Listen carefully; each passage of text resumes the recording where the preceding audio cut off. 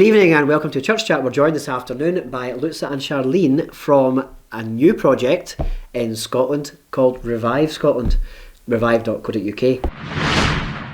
So welcome to Moss End, thanks for coming along. Thanks for having us. What is Revive Scotland?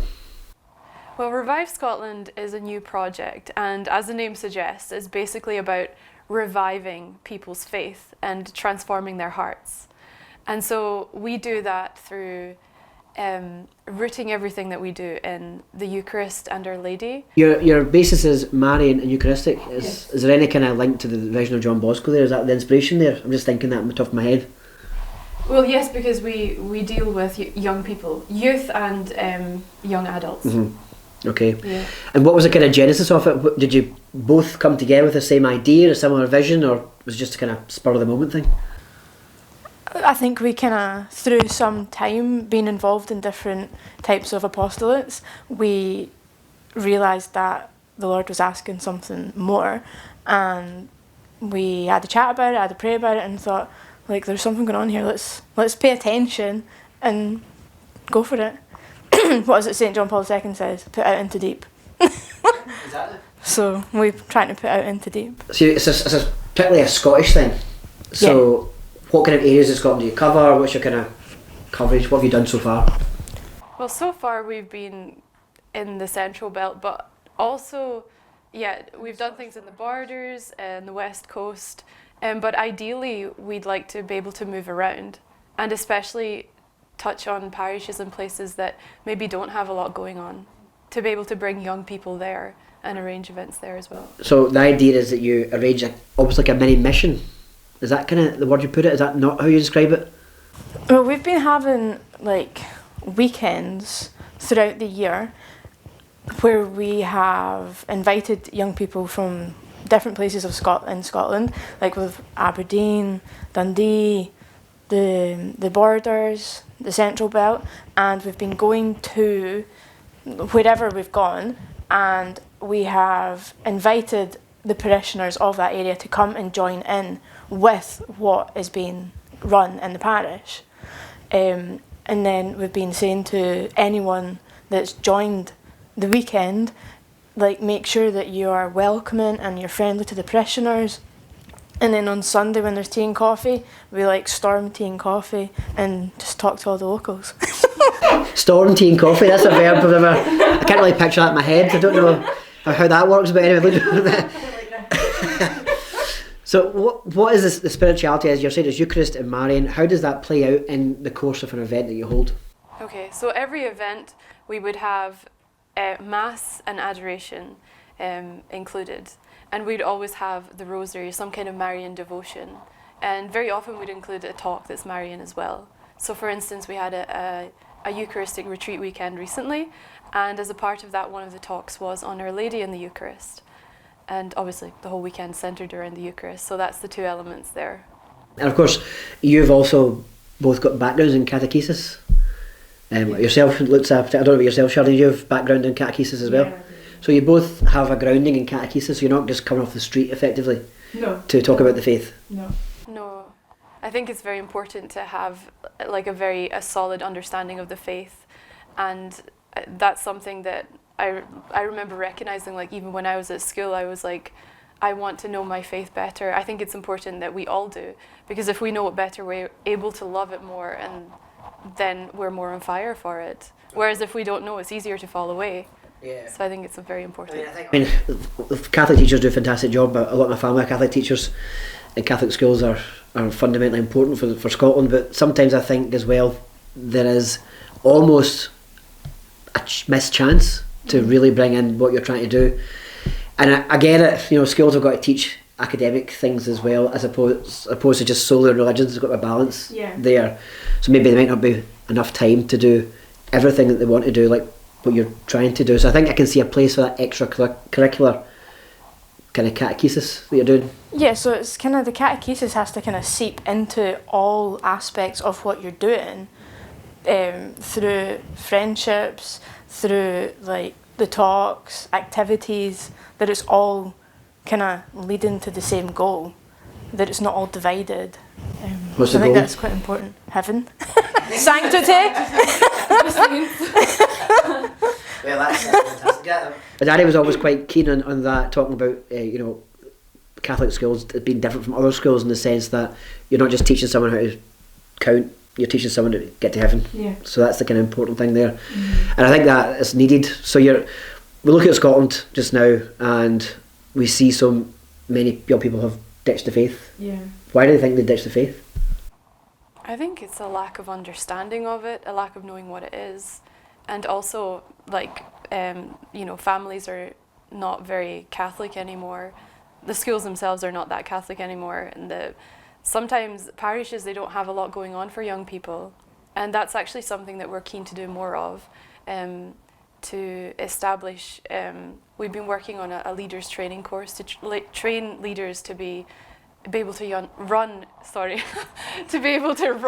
youth groups for teenagers. And that type of a thing. So what's the dream then for Revive? So how many are you officially? Is it just the two of you?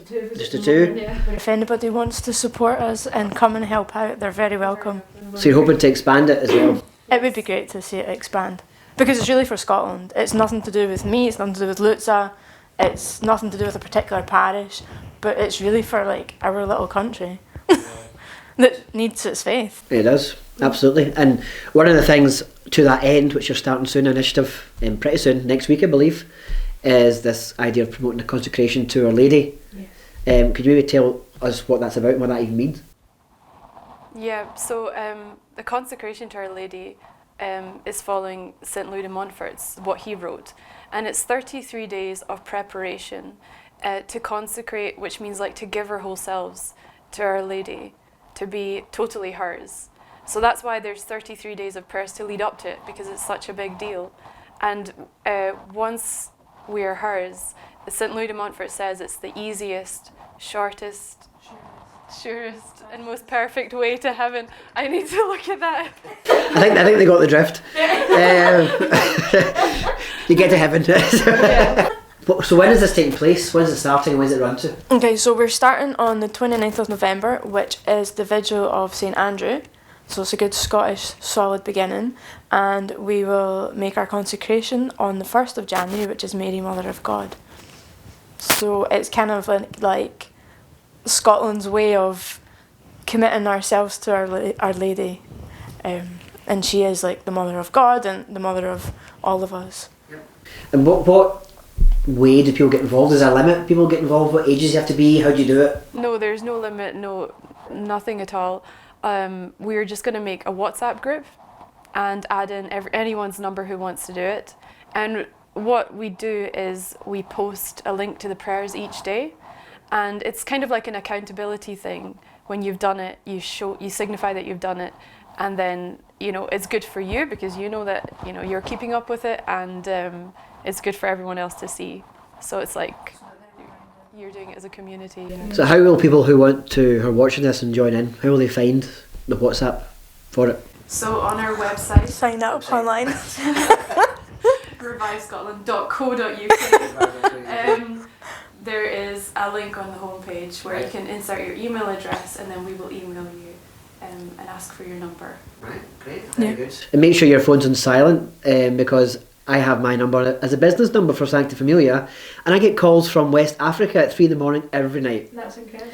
So I don't answer them. So if anyone's out there, I'm sorry if you've got something you really want to talk to me about, but I'm not answering at 3 o'clock in the morning. I have limits, okay? So they're going to get involved. What's the fruits of this going to be? What's your hopes for this consecration? Well, the hopes are, one of them is, because we're not limited to only young people, we're encouraging and inviting everyone of every age to take part. I mean, it would be great to see families doing the prayers together every day. So it's kind of like bringing together and breaking through division of ages and becoming a kind of Catholic community together. That would be a beautiful thing to see. What are the prayers? Is it quite a long thing? How long does it take to do? Is it?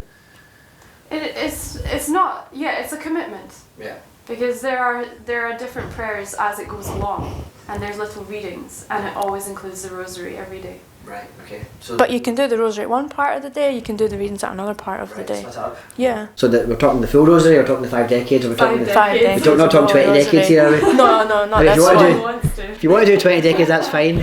Aside from the other things you spoke about, what's your other kind of plans and hopes for Revive? We would really, really like to do a Marian mission, involving all the people who are consecrating themselves and whoever else wants to be involved, and going around each diocese and crowning Our Lady the Queen of Scotland in each diocese. I think that would be a really powerful testimony and a way to honour her and bring Catholicism, strong. These events mainly take place at the weekend. Are you hope to do midweek stuff? What's your kind of... So the Revive weekends, we aim to do 4 throughout the year for young adults.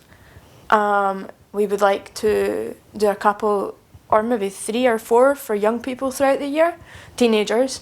But we don't want to just limit to that. So we want to spread the devotion to adoration of the Blessed Sacrament.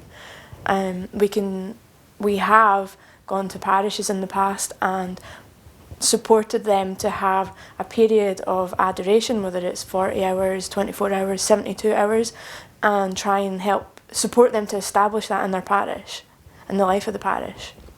Whether it's like a few hours, a day, longer periods of time, that's something that we'd really like to see happen around the country. And also pilgrimages. Pilgrimages. You're planning to do a pilgrimage of some kind somewhere?